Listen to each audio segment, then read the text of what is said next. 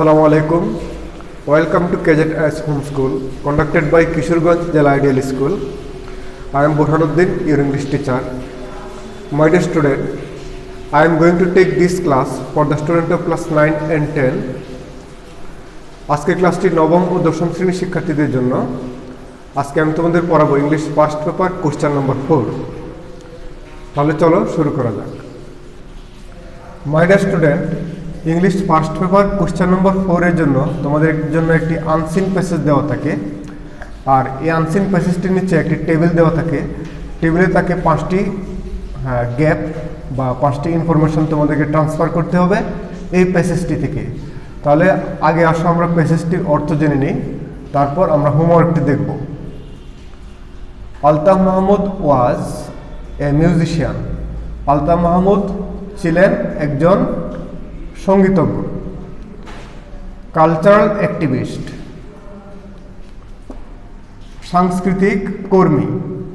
And martyr freedom fighter, এবং শহীদ মুক্তিযোদ্ধা of liberation war of Bangladesh, বাংলাদেশের স্বাধীনতা যুদ্ধে। He was born on 23 December 1933। He was born, তিনি জন্মগ্রহণ করেছিলেন অন 23 ডিসেম্বর 1933, 1933 সালের 23 December. He was also a language activist of language movement, তিনি ছিলেন ভাষা আন্দোলনের একজন কর্মী। অ্যান্ড কম্পোজার অফ আমার ভাইয়ের রক্তে রাঙ্গানো, অর্থাৎ আমার ভাইয়ের রক্তে রাঙ্গানো 21শে ফেব্রুয়ারি, এই গানটির কম্পোজার ছিলেন তিনি। He the famous song written by Abdul Gaffar Chowdhury. Abdul Gaffar চৌধুরীর লেখা বিখ্যাত গান আমার ভাইয়ের রক্তে রাঙ্গানো 21শে ফেব্রুয়ারি, এই গানটির কম্পোজার ছিলেন কে? ছিলেন আলতাফ মাহমুদ। আব্দুল গাফফার চৌধুরী কে ছিলেন? এ ফেমাস জার্নালিস্ট, তিনি ছিলেন একজন বিখ্যাত জার্নালিস্ট বা সাংবাদিক। ইন 1950, 1950 সালে, হি স্যাং, তিনি গেয়েছিলেন গণসঙ্গীত, তিনি গণসঙ্গীত গেয়েছিলেন। ইন মেনি প্লেসেস, অনেক জায়গায়। To inspire the activist of the language movement. To inspire, অনুপ্রেরণা দিতে। The activist of the language movement, ভাষা আন্দোলনের কর্মীদেরকে অনুপ্রেরণা দেওয়ার জন্য তিনি বিভিন্ন জায়গায় গিয়ে গণসঙ্গীত গেয়েছিলেন। অ্যালং উইথ হিজ সিঙ্গিং, তিনি গান গাওয়ার সাথে সাথে Mahmud continued to support, Mahmud support দিয়ে গিয়েছিলেন বা সমর্থন দিয়ে গিয়েছিলেন দ্য মুভমেন্ট, ভাষা আন্দোলনটিকে। হি টিউনড দ্য সং, তিনি এই গানটির সুর দিয়েছিলেন। হি টিউনড দ্য সং আমার ভাইয়ের রক্তে রাঙ্গানো ইন 1980, 1969, 1969 সালে তিনি জহির রায়হান এর ছবিতে তিনি এই গানটির সুর দিয়েছিলেন। আমি লাইনটা আবার পড়ছি।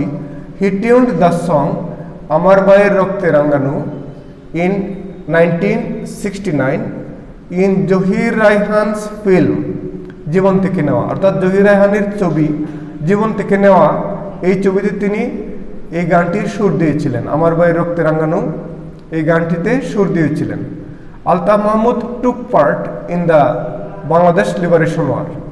আলতাফ মাহমুদ টুক পার্ট অংশগ্রহণ করেছিলেন in the Bangladesh liberation war, বাংলাদেশের মুক্তিযুদ্ধে। ইন 1971, 1971 সালে। He created a secret camp, তিনি একটি গোপন ক্যাম্প বা আস্তানা তৈরি করেছিলেন।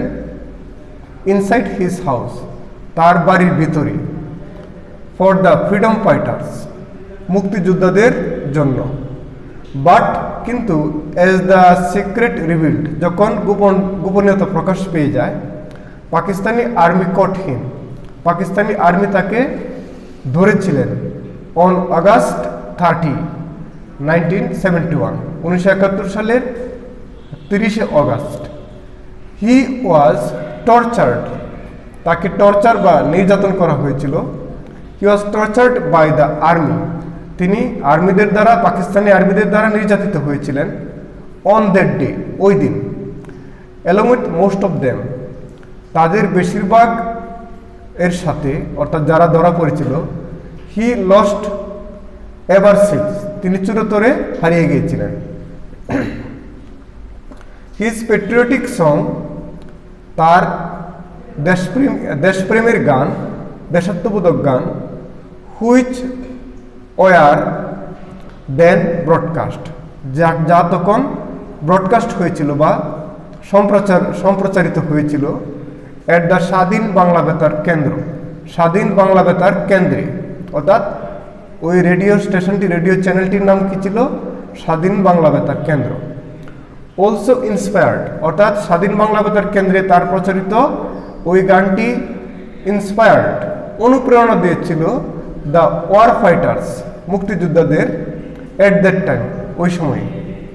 ইন 1977, 1977 সালে আলতাফ মাহমুদ ওয়াজ অ্যাওয়ার্ডেড, আলতাফ মাহমুদকে পুরস্কৃত করা হয়েছিল।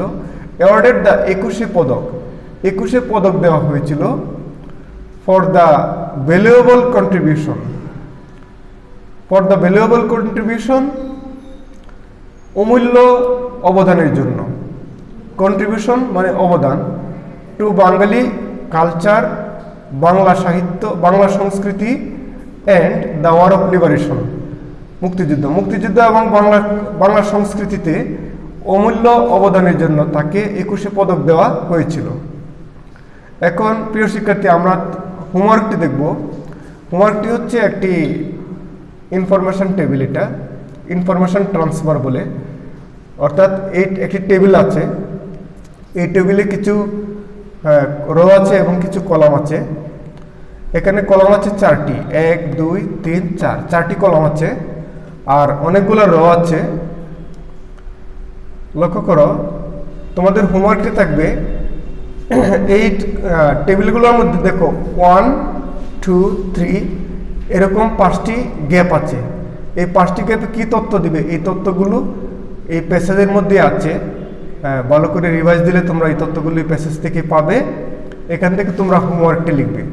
তো হোমওয়ার্কটির জন্য এই টেবিলটি লেখার দরকার নেই, তোমরা শুধু ABCDE লেটার লিখে ABCD এর পাশে শুধু তথ্যটা দিয়ে দিবে। তো আমরা টেবিলটি পড়ে নিচ্ছি। দেখো, এখানে লেখা আছে হু বা হোয়াট, তার উপরে লেখা আছে লাইফ টাইম। লাইফ টাইম অর্থাৎ আলতাফ মাহমুদের লাইফ টাইম বা জীবন, তার যে মানে বয়সকাল, এটা লেখা আছে ফ্রম 1933 টু, এখানে তার 1933 হলো তার জন্মের সন, আর এখানে তোমরা লিখবে মৃত্যুর সন। তাহলে 1 নম্বর ইনফরমেশন হবে তার মৃত্যুর সনটি লিখবে। তারপর লেখা আছে হু হোয়াট, এখানে হু বা হোয়াট, হু এর মধ্যে হু মানে কে, এখানে আলতাফ মাহমুদ থাকবে। আর হোয়াট মানে তার অ্যাক্টিভিটি কিংবা অন্য কিছু থাকতে পারে। তারপর এখানে অ্যাক্টিভিটি আছে বা কার্যকলাপ। তারপর আছে টাইপ অফ ওয়ার্ক, কি ধরনের কাজ ছিল তার, বা নেম নাম, তার কর্মের যে নামগুলো, তার লেখা বা তার গানের নামগুলো, এগুলো চাইবে। আর এখানে টাইম, এখানে সময় সন লিখতে হবে। তো এখানে লেখা আছে প্রথমটা তো আমি বলছি, নাম্বার 1-এ থাকবে তার মৃত্যুকাল। তারপর নাম্বার 2-তে আমরা যাব। আলতাফ মাহমুদ সেন গেয়েছিলেন ইন 1950, 1950-এর দশকে, 50s মানে 50-এর দশকে কি গান গেয়েছিলেন, গানের নামটি এখানে তোমরা লিখবে। এটা নাম্বার 2। নাম্বার 2-তে তো আমি বলে দিই, উত্তরটা হবে আমার ভাইয়ের রক্তের রাঙানো 21শে ফেব্রুয়ারি, এই গানটা হবে। তারপর এখানে আছে ওয়াজ টিউনড মানে সুর দেওয়া হয়েছিল, সং গান।